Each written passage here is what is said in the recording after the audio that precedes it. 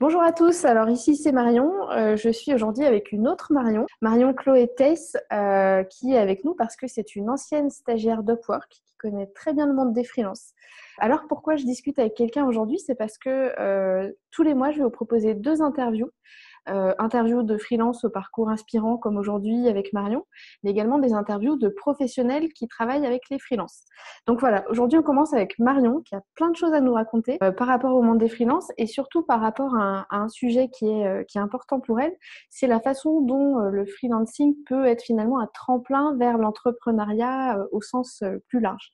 Alors du coup Marion, je te laisse nous dire deux, trois mots sur toi et puis nous présenter ton parcours. Ok, du coup, moi c'est Marion.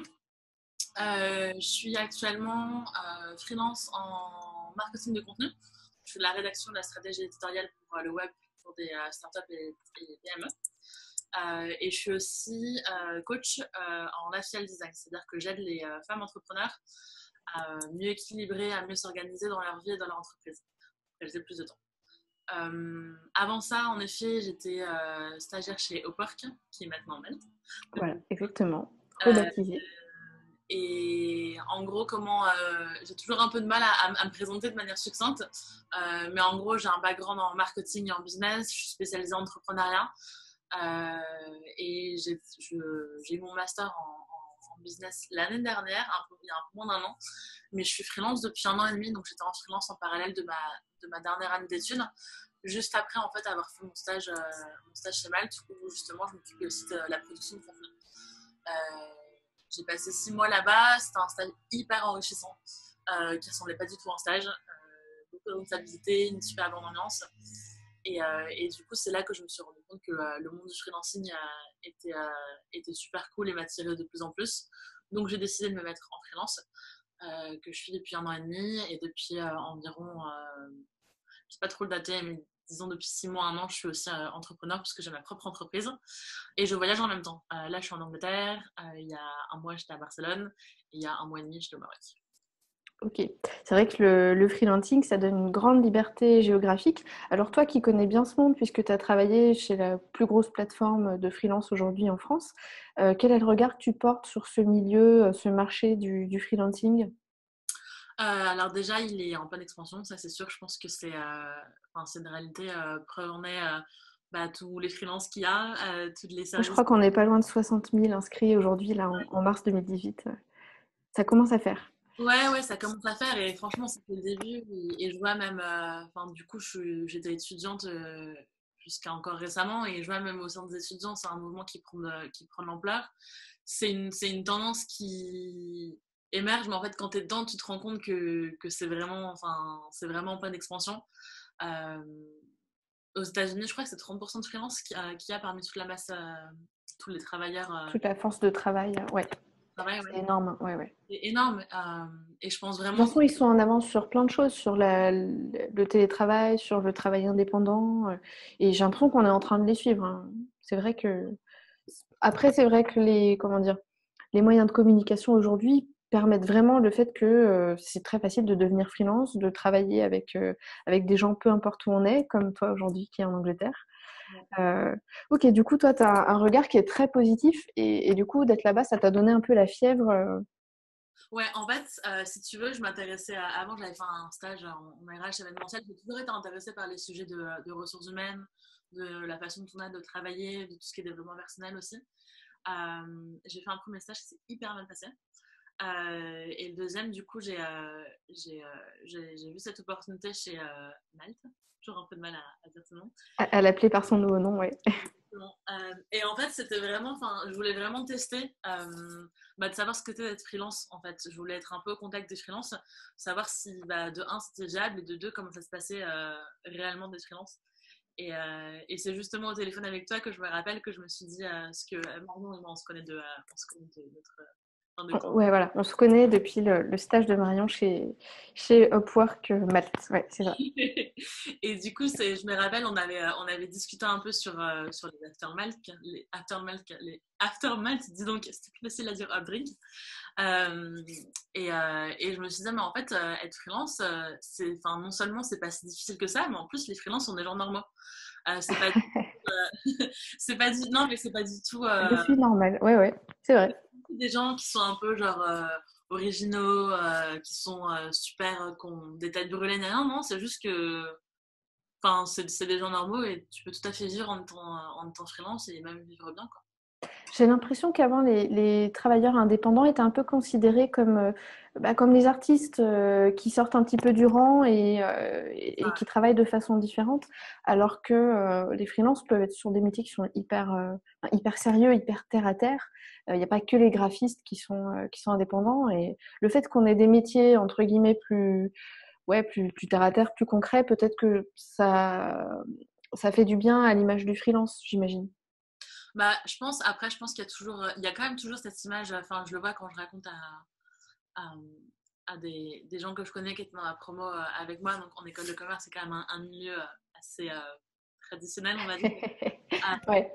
Quand je leur dis que enfin, quand je leur dis que maintenant je suis freelance et que j'ai ma boîte et que je voyage, c'est ah ouais, mais tu fais comment? Ah ouais, mais tu réussis à en vivre? Ah ouais, mais il y a beaucoup de curiosité, il y a aussi beaucoup Le scepticisme. ouais, et en fait, c'est des barrières en mode moi je pourrais pas le faire. Enfin, après, il y a beaucoup c'est beaucoup d'état d'esprit aussi derrière ça.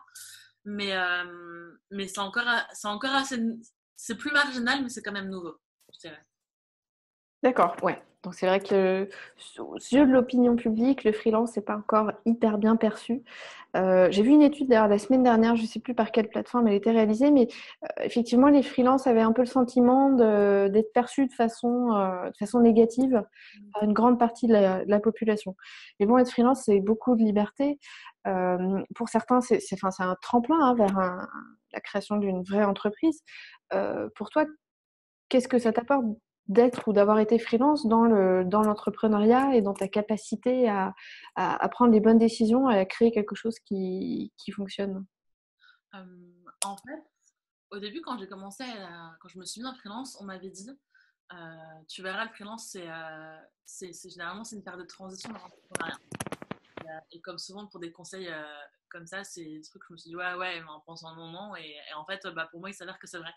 C'est pas forcément le cas pour tout le monde, hein, et il n'y a absolument aucun mal à ça. On peut rester freelance toute sa vie et être très bien. Et le plus important, c'est de trouver un truc qui correspond à toi. Mais pour moi, c'était vraiment une super bonne opportunité de.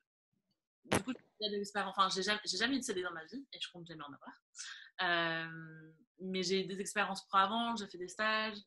Euh, et en fait, le freelance, ça m'a permis vraiment de me considérer de manière plus professionnelle, pas d'être la stagiaire ou l'employé Oui, dans telle entreprise, d'accord, je comprends. de prendre un peu les rênes de ce que je faisais, de me positionner en tant qu'experte sur le sujet que je maîtrise et d'avoir une relation un peu moins hiérarchique avec les clients, une relation plus horizontale et pouvoir me développer en fait du point de vue à la fois personnel et à la fois professionnel parce que bah, du coup tu es obligé de quand tu es comme dans freelance ou entrepreneur quand tu es tout seul tu dois développer, tu dois même te lever le matin, trouver ta routine, savoir avec quel client tu veux bosser, quelle mission tu veux proposer, tu veux accepter. Tu as vraiment plein de paramètres et en effet tu as une grande liberté de savoir enfin, de pouvoir choisir ce que tu veux faire, mais encore faut-il savoir ce que tu veux faire et on n'est pas souvent encouragé à se poser ces questions-là. Du coup, le freelance, ça m'a permis de me poser les bonnes questions, de me Mhm. positionner de manière plus professionnelle et d'avoir vraiment d'avoir mes standards, on va dire, de travail, d'entrer dans une relation commerciale aussi, de passer de j'ai un boss à j'ai un client, ce qui n'est pas du tout la même chose. Et puis au niveau plutôt matériel et concret, bah, ça me permet de développer mon entreprise bah, tout en ayant tout en Que tu as ayant plus de souplesse. et ouais, et beaucoup plus de souplesse. Enfin, je peux être demain, hein, je peux aller aux Maldives et mes clients, ils s'en fichent, tout simplement. Donc, c'est hyper cool de pouvoir travailler depuis n'importe où, de pouvoir faire les horaires que je veux. Si j'ai envie d'écrire un article de 3h à 5h du matin, bah, je le fais, il n'y a pas de souci, quoi. Et cette souplesse me permet bah, de dégager du temps pour moi, de dégager du temps pour mon entreprise, pour voyager.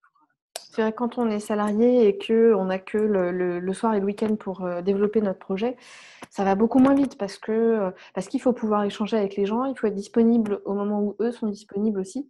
Et du coup, ça avance beaucoup moins vite. C'est marrant parce que tu parles des Maldives. Alors toi qui as quand même pas mal voyagé et qui a travaillé un peu partout, tu as passé notamment plusieurs mois en Argentine l'année dernière. comment ça se passe le travail là-bas? Comment sont les rapports dans les milieux que tu as pu fréquenter?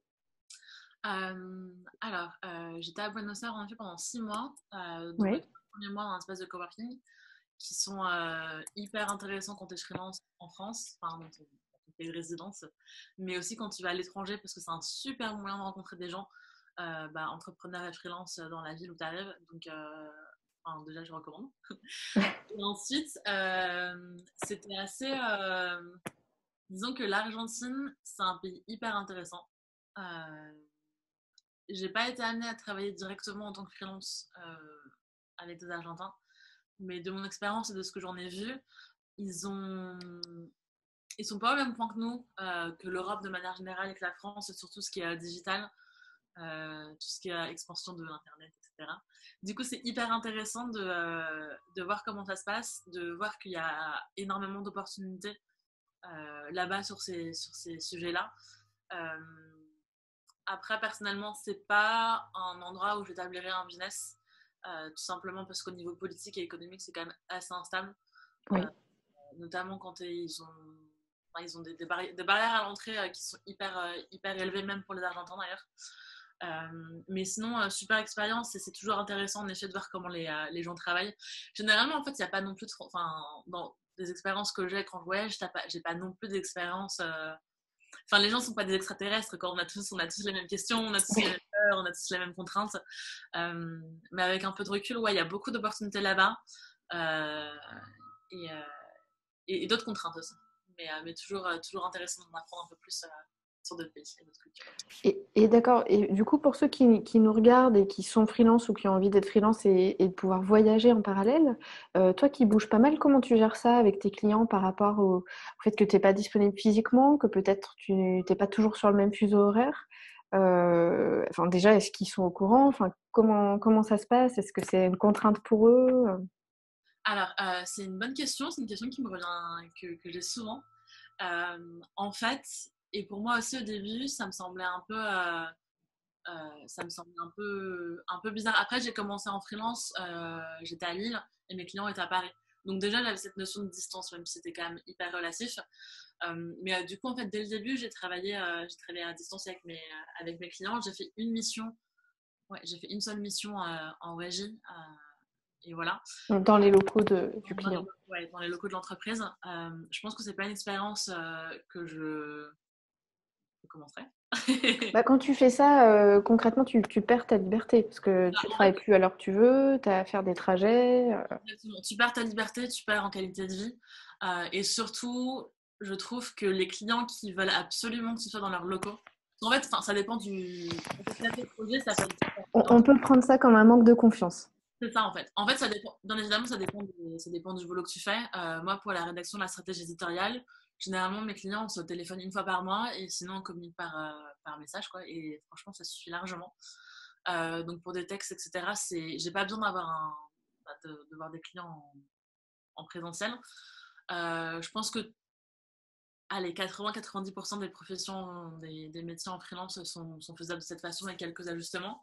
Et du coup, c'est aussi un bon indicateur, non seulement à quel point ton client a confiance en toi, parce que, enfin, après, généralement, c'est au résultat. Donc, en fait, si tu veux, ça permet de.